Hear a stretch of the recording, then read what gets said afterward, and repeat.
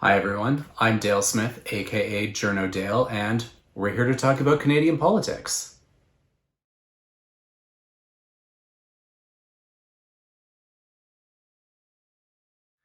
There's been a lot of talk about paid sick leave lately and what the jurisdictional issues related to it are.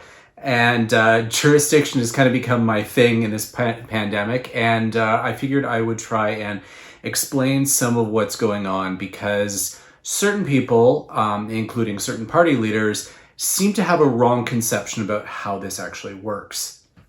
So, first things first, the federal government only has jurisdiction over about 6% of workplaces in the country. And those are things like banking, telecom, transport. So there's not a lot of places where they can actually have a direct influence. The remaining 94% of the workplaces are under provincial jurisdiction. And when we're talking about paid sick leave, what we're usually thinking of is employer paid sick leave. So this is something that would be in the provincial labor code, where essentially it's legislated that workplaces must give X number of sick days, paid sick days, and then it's job protected and so on. Across the country, though, there are very few provinces that actually have mandated paid sick leave. I think PEI has 1 day, Quebec has 2, Ontario had 1 or 2, and then under the Ford government, they got rid of those. So most provinces don't have this at all, and this is a problem in a pandemic like this, where we want people to be able to stay home and not worry about needing to go into work in order to get paid, and therefore possibly spreading the virus around. What the federal government wound up doing was creating a temporary federal sickness benefit, which is the intention of which was to help people who don't have an employer, that they can get employer paid sick days with. So those are like freelancers or people with gig economy jobs, self-employed people, that kind of thing. So that was the intention of the federal program. It was just kind of a stopgap, kind of like CERB, in order to ensure that these people would still be able to have some access to some kind of a paid benefit if they needed it. And that's hampered by the limitations of basically the federal IT structure. Some of you will recall how CERB took a little while to get rolling because they needed to basically reprogram the computers at the CRA in order to enable it to deliver this aid to people, particularly through the direct deposit mechanisms that were already in place. As with IT things, it can't happen overnight, and it's subject to particular limitations, which is partially why there are issues with the federal benefit in terms of it takes 3 to 5 days, there's an application process, so on and so on. And this is part of the problem with why it wasn't being very widely accessed. But again, this is because it wasn't designed to be widely accessed. It was designed to be a stopgap for people who don't have employer paid sick days.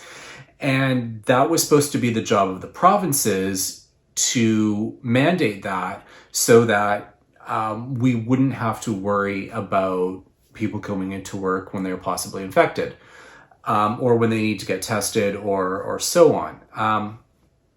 And that didn't happen. And this is not just a Conservative premier's thing, because it didn't happen in BC either, even after John Horgan was one of the big champions of trying to get paid sick leave, when it turns out he was trying to be a champion for the federal government to do something about it. The federal government can't really do much about it, and this is the limitation of the federal benefit, is because employer paid sick leave is seamless. So if you take a sick day from your job, you still get paid, it's still on your same paycheck. Nothing, as a worker, you are basically protected, and you don't have to deal with having to apply for it or anything like that.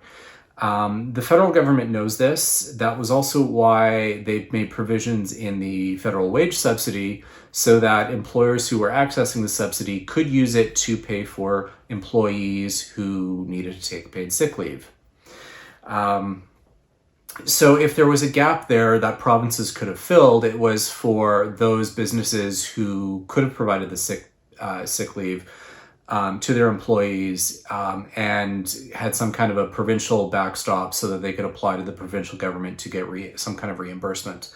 So that's how it should have happened. It didn't. Premiers have all decided, well, we think there should have been a national program, but that's kind of disingenuous because the best leave is employer paid sick leave. That's the one that's seamless. That's the one where employees don't have to worry about having to, being fired for taking a sick day, that kind of thing. Like that's the kind of thing that premiers should have been doing. It should have been an easy fix for the premiers to do, but they didn't. And part of this, I suspect, is because of lobbying efforts by particular business groups. The small business lobby being one of the most obvious examples, who are very much against any kind of permanent sick leave coming out of this pandemic. You'll see this on their website if you go looking for it. It's one of their concerns is that they don't want this to turn into a permanent thing. And I think that's a real problem, and that we've had premiers who are basically afraid of this lobby group. So they want the federal government to do something instead of them doing what should have been an easy fix under their own jurisdiction. And they wouldn't. And one of the things I think is kind of ironic is that if sometime prior to the pandemic, the federal government said, hey, we want to create a national paid sick leave program, all of these premiers would have told the federal government to go and drop on their heads because it's provincial jurisdiction and no way you are going to force us into some other cockamamie scheme. But suddenly when it's a pandemic and they need to do something, they all turn to the federal government and say, why aren't you doing something? And that's one of these problems that's really become exacerbated in this pandemic and the kind of way that federalism is working. Is that premiers don't want to have to do things that are in their own wheelhouse. And that's a problem. This is also why I think when we've got people like Jagmeet Singh saying this should be an easy fix for the federal government because we've already got the federal program, the problem there is that it can't be an easy fix because there's no way at all that the federal government could make this seamless like employer paid sick leave. There's no way the IT could be reprogrammed in any possible shape or form to make that happen. There's no way to make it seamless where you didn't have to apply, where there wouldn't be a delay, where you're getting your same paycheck instead of a sum that certain premiers have complained is less than the minimum wage. It is a physical impossibility to do. There is no IT solution available to the federal government that could have made this happen. And this is one of the problems when you have someone who says this is an easy fix. It's not an easy fix. It's an impossibility.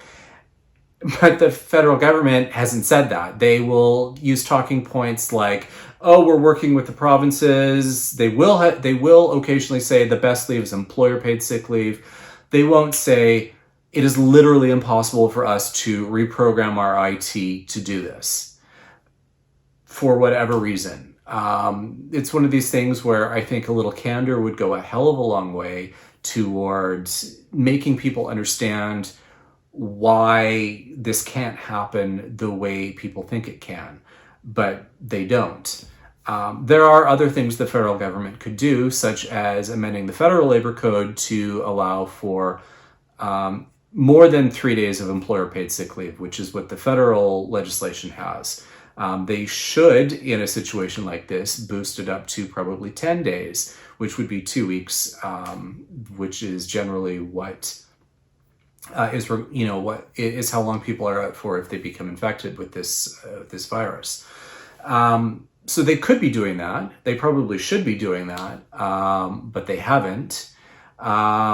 And so we're seeing things like the kind of flailing, grasping incompetence of Ontario trying to come up with their own benefit through the Workplace Compensation Bureau, as opposed to just mandating employer-paid sick leave. That should have been the easiest solution. Premiers have balked at this, almost certainly because they are afraid of the small business lobby. It shouldn't be this way. This pandemic has been extended because they've refused to make what is really a fairly simple change to their own legislation in their jurisdiction, and they just haven't done it. And I think that's a problem that we should hold them all to account for on the far side of this pandemic. And that's everything for this week. Join us again next week for some more Canadian politics. I'm Dale Smith. That's at journo_Dale on Twitter. And don't forget to like the video, share, subscribe, and support us on Patreon. Thanks, everyone.